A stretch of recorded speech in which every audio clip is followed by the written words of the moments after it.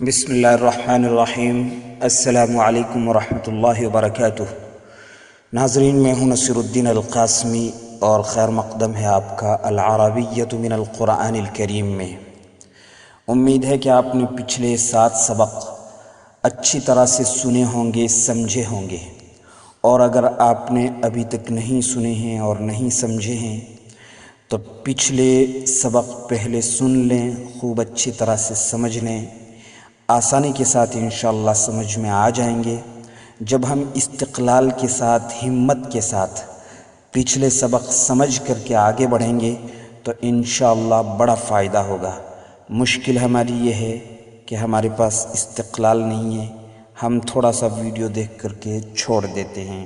ہندوستان میں سب سے زیادہ دیکھے جانے والے ویڈیو کامیڈین ہوتے ہیں، کامیڈی، یعنی بھانڈوں کے ویڈیو یا بھانڈوں کو دیکھا اور سنا جاتا ہے سب سے زیادہ۔ یہ قرآن کریم ہے، اس لیے شیطان ہٹانے کی کوشش کرے گا۔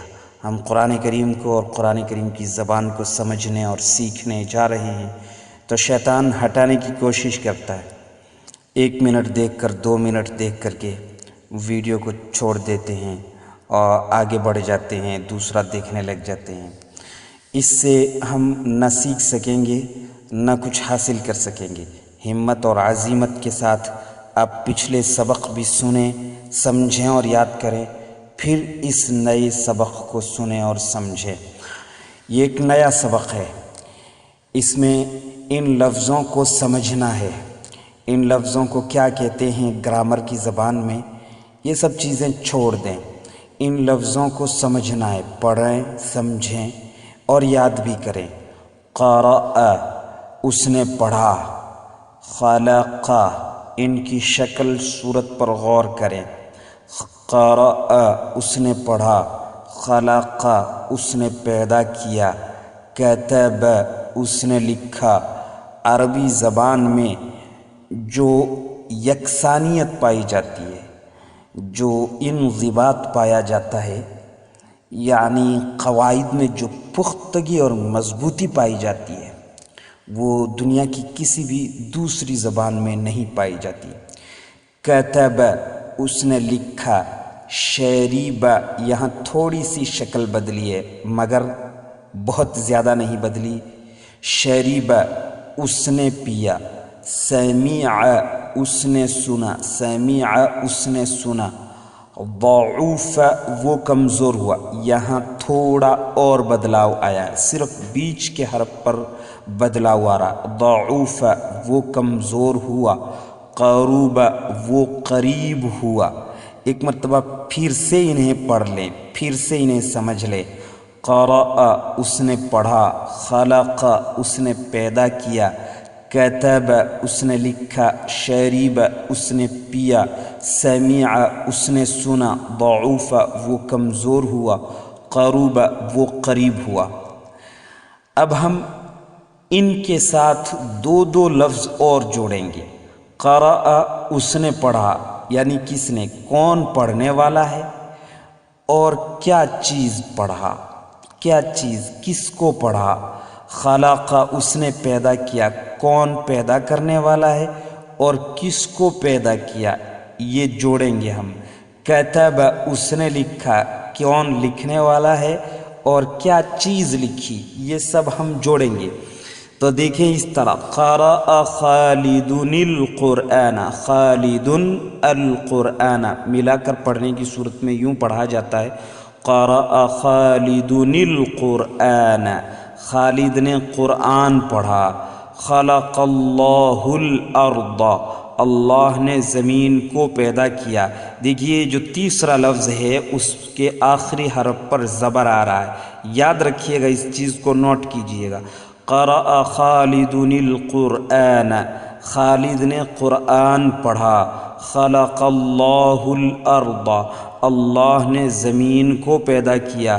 کتب اللہ الصوم، اللہ نے روزہ لکھا۔ کتبہ کے معنی لکھنا بھی ہے اور قرآن کریم میں کتبہ کے معنی فرض کرنا بھی ہے، یعنی جو چیز لکھ دی جاتی ہے گویا وہ فرض ہو جاتی ہے اگر اللہ تعالیٰ لکھ دے تو۔ کتب اللہ الصوم، اللہ نے روزے کو لکھا یعنی روزے کو فرض کیا۔ شرب کریم الماء، شرب کریم الماء، ماء پانی کو کہتے ہیں، صوم روزے کو کہتے ہیں، ماء پانی کو کہتے ہیں۔ یوں جو نئے لفظ آئیں ان لفظوں کو بھی آپ لکھ کے یاد کر لیں۔ شرب کریم الماء، کریم نے پانی پیا، شرب کریم الماء، کریم نے پانی پیا۔ سمع ابی القرآن، ابن پیچھے گزر چکا، ابن مانا والد باپ، ابی میرے ابا، سمع ابی القرآن، سمع ابی القرآن، میرے ابا نے قرآن سنا۔